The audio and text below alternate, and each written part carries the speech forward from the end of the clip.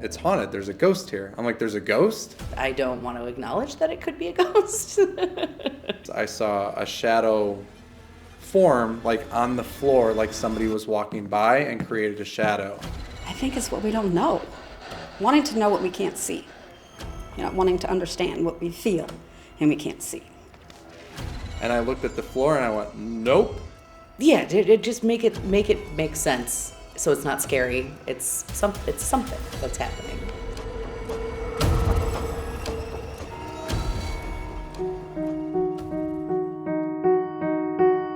When I first started here, it was a little freaky, just because it is a huge building. It's something that you can't explain. So it's always nice to create like a hypothesis of what's happening. And then it's like analyzing a dream. It's like creating an interpretation of a concept through an art piece. Just people in passing talking about hearing noises. You're downstairs, somebody's walking upstairs, you think, hearing a door shut, open. Or you see like something out of the corner of your eye when you're walking or pushing a cart, and then you just dismiss it. But after hearing that, I started my hair started to stick up a little bit more during these late nights at the studio by myself. And my understanding is that Anna, our old School of Art director, named him Brooks as like a benevolent spirit of, we'll give you a name, it's cool that you're here, don't bother us, we won't bother you, and yeah. Anna used to be our former School of Art director, and she had said she was in the office one time and her monitor started shaking. And just said, hey Brooks, great, you're here, let's let me do my work. So I brought a REM pod, which detects energy around an antenna. I have an EMF detector, which will detect any raise in EMF. So if you have an EMF recorder and you put it up towards your phone, it's going to detect that electromagnetic field. So ghosts are supposed to have an electromagnetic field, and so that's supposed to detect if there's something around it. I've always had an interest pretty much since I was a little kid. Had some experiences growing up. Never did any investigating until coming here because I've had more things happen here. Lost my dad when I was 3, so it's always kind of been, is there life after? So it's just an interesting concept to me. So I was here one night by myself, getting ready for my acrylic painting class. It was around 6. Class started at 6. I usually get here around 5:30. And I was standing downstairs. There used to be a big fridge there. And a nickel-size pebble came into the room horizontally from about 4 feet.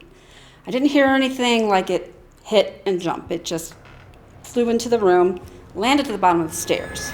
A little freaked out. Went back about 5 minutes later to take a picture of it to show my husband, and it was gone. And I looked everywhere for it. So I can't explain how that happened. And that was the first thing. I've heard knocks, I've heard banging on walls when I'm here alone. I can't explain.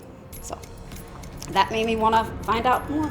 I had one in the kiln room. So it was probably around 1:30 or so in the morning. And loading the kiln. The kiln room is right by a hallway and right by a stairway, and there's a couple lights by it. So when I was in the kiln room, I would look out in the hallway, grab a piece, then turn back around and put something into the kiln. And as I turned to grab a piece, I saw a shadow form like on the floor, like somebody was walking by and created a shadow. Well, everything stood up. It was back, arm, leg hair, everything was on edge. It didn't really feel comfortable at the moment. And again, in here by myself, I just told myself nope. And I didn't ask any questions. I didn't try to speak to anybody. I just closed the kilns, pressed start, and left. Was in our office downstairs and the paper shredder had just started by itself with no explanation. I found that to be a little bit odd. And scary. I don't know if Brooks is somebody who communicates with us, tries to move things around to show us their presence. I don't know if this was just something just walking by, going from upstairs to downstairs during their normal day 100 years ago, whatever it was.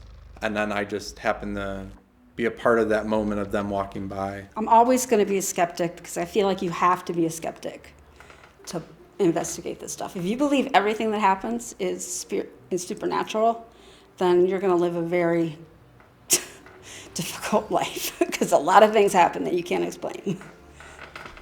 Hopefully Brooks is here in a positive note to make sure that we are successful and we remain here with, trying to just be with the community and have our artists be artistic. We're creating a community with art. We're creating a community with people enjoying art forms, but also now we're creating a little bit of like a narrative and storyline between the people that just experience something else in this building. So it's just another form of just a way of, getting to learn about other people in different ways and different ways that I guess if Brooks wanted to communicate with people in a different way and how that person or others have done it, with if it was shadows or things flying across the room or lights always being left on. I don't know, it's kind of cool to see other people's perspectives. Protecting us, guarding us for everything that's been built here, all the volunteers, the board members, just putting their heart and soul into Water Street and reaching out into the communities. Hopefully this is a peaceful place to be until he can move on. I think it's just more curiosity of the ghost just trying to figure out what we're doing and maybe be a part of it a little bit.